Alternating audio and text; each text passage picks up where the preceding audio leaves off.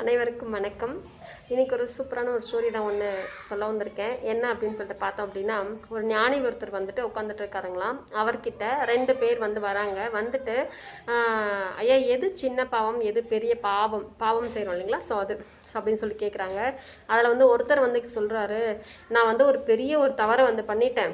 அந்த தவறு பண்ணது என்னோட மனசு நினச்சி என்னோட நான் அப்படியே குறுக்கி போயிடுறேன். எனக்கு ரொம்ப கஷ்டமாக இருக்குது, என்ன பண்ணுறதுன்னு தெரியலன்னு சொல்லிட்டு ஒருத்தர் சொல்கிறாரு.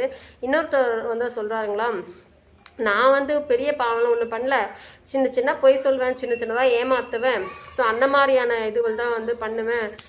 இது ஒன்றும் பெரிய பாவ கணக்கு இல்லை இல்லையா அப்படின்னு சொல்லிட்டு அவர் சொல்கிறாரு. ஸோ சொன்ன உடனே அந்த ஞானி சொல்கிறாரு, இதில் எது சின்ன பாவம் எது பெரிய பாவம் அப்படின்னு சொல்லிட்டு கேட்டதுக்கு அந்த ஞானி சொல்கிறாருங்க, 2 பேர்கிட்டையுமே. அதாவது ஒருத்தர்கிட்ட, அதாவது ஃபஸ்ட்டு சொன்னார் இல்லைங்களா, அவர்கிட்ட நீ போயிட்டு ஒரு பெரிய கல்லை எடுத்துகிட்டு வா அப்படின்னு சொல்கிறாரு, பெரிய பாறையை எடுத்துகிட்டு வா அப்படின்ட்டுன்னு. இன்னொருத்தர்கிட்ட என்ன சொல்கிறாங்கன்னா, நீ போய் சின்ன சின்ன கற்களை பொறுக்கிட்டு வா அப்படின்னு சொல்கிறாரு. ஸோ 2 பேருமே அவர் சொன்ன மாதிரியே பொறுக்கிட்டு வந்துடுறாரு. அவர் பெரிய பாறையை எடுத்துகிட்டு வந்துடுறாரு. எடுத்துகிட்டு வந்ததுக்கு அப்புறமா ஸோ இவர்கிட்ட வந்தோடனே இவங்க 2 பேர் எடுத்துகிட்டு வந்து அவர் பார்த்துட்டாரு. பார்த்து முடிச்ச உடனே, நீங்கள் எங்கேருந்து எடுத்தீங்களோ அங்கே கொண்டு போய் இதை வச்சுட்டு வந்துடுங்க அப்படின்னு சொல்கிறாருங்க. ஸோ அந்த பெரிய பாறை எடுத்துகிட்டு வந்தார் இல்லைங்களா, அவர் கொண்டு போய் அந்த பெரிய பாறையை அதே இடத்துல வச்சுட்டாரு.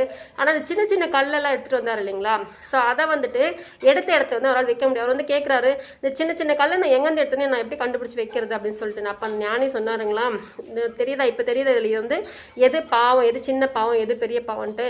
அவர் செஞ்ச அந்த ஒரே ஒரு தப்பு நினச்சி அவர் வருந்தி அதுக்கு அவர் பயப்படவும் செய்கிறாரு. ஸோ அது அந்த அளவுக்கு கிடையாது, பாவம் கிடையாது. ஆனால் நீ சின்ன சின்னதாக செய்த அவ்வளோ பெரிய தவறு தான் ஒரு மிகப்பெரிய பாவம் அப்படின்னு சொல்லி முடிக்கிறார். அதாவது ஒரு சிறு துளி வெள்ளம் தான் சிறு துளி மழை தான் ஒரு பெரிய ஆறாக கன்வெர்ட் ஆகும் இல்லைங்களா.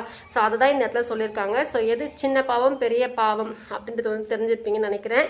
ஸோ கதை பிடிச்சிருந்தா லைக் பண்ணுங்கள், ஷேர் பண்ணுங்கள், கமெண்ட் பண்ணுங்கள், சேனலை சப்ஸ்கிரைப் பண்ண மறக்காதீங்க.